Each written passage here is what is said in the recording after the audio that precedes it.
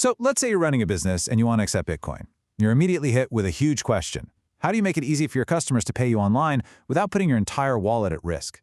Today, we're going to break down exactly how to do that and how to avoid a really sneaky trap along the way. I mean, this is the core problem for any online merchant, right? You want that super smooth, easy checkout experience for your customers. But you can't just throw your own security out the window to get it. So how do you manage both? How do you get that perfect balance? To really wrap our heads around this, let's walk through a story about a guy we'll call Gabriel. He started a simple web store, just as a hobby, But then it started to take off. Maybe a little too much. When he first started, his setup was, super simple. He literally just copied a single Bitcoin address from his personal wallet and pasted it onto his website. A customer orders, sends Bitcoin to that address, and Gabriel gets an email. Easy enough, right? And for a couple of sales a week, it worked just fine. But you can probably guess what happened next. As the orders started pouring in, that simple process turned into an absolute logistical nightmare. Think about it. Every payment, from every customer, for every single product, it's all flowing into the exact same address. Poor Gabriel is now spending his nights staring at a block explorer, trying to figure out which transaction matches which order. And this created some huge problems. What if two people ordered the same $50 t-shirt? How in the world does he know who actually paid? It's a total mess. And you know what's even worse? The privacy. It's just gone. For him and his customers. Anybody on the internet could look at that one address and see every single transaction his store ever received. Okay, so clearly Gabriel needs a better system. He needs something that can actually scale with his growing business. And that solution comes from a really powerful tool you'll find in most modern Bitcoin wallets, the extended public key, or as you'll usually see it, the xpub. So what the heck is an xpub? Well, the best way to think of it is as a special kind of master key. It has one job and one job only, to generate a virtually endless list of brand new receiving addresses. It lets your website create a fresh, unique address for every single order, automatically.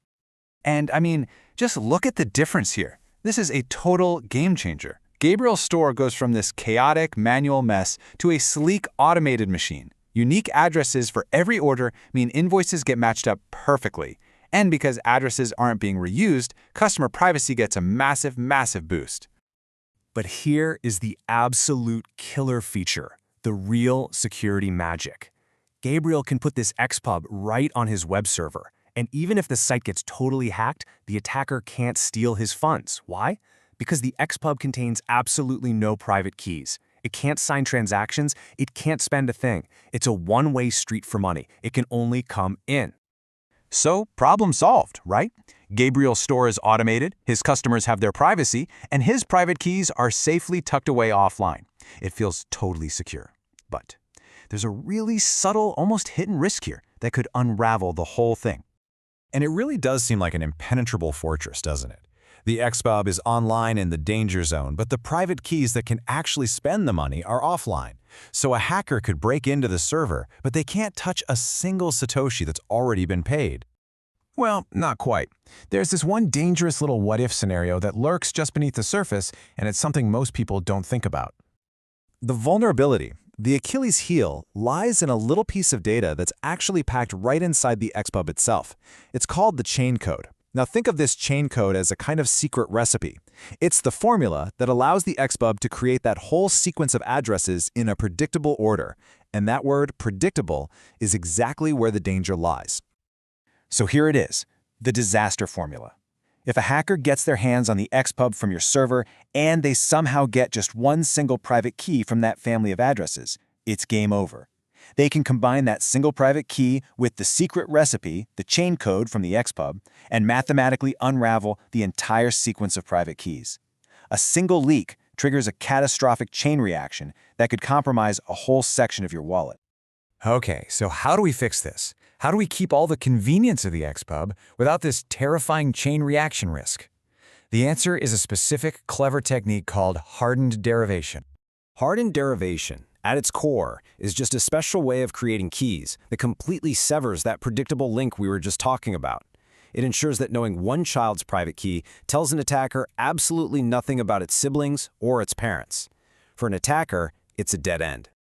And here's the key difference, what makes it so secure. See, normal derivation uses the parent public key to create a child key.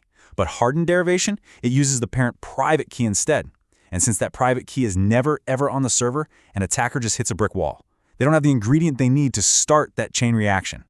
What this method does, effectively, is build a one-way cryptographic firewall between your master wallet and the keys being used on your website. That dangerous link is broken. The chain reaction is impossible. Any potential leak is completely contained. And this all brings us to the final, crucial takeaway. By understanding this hidden risk, we can use these powerful tools in a way that is both incredibly convenient and, more importantly, fundamentally secure right from the start. So, what is the absolute best practice? It's pretty simple. Before you ever generate an xpub to use on a web server, you must first create a hardened account or branch in your wallet. The keys in this branch, the direct children of your master key, must be created using hardened derivation. The xpub you then put on your server is generated from that hardened branch. This builds that firewall at the highest possible level, protecting your master seed from any future compromise.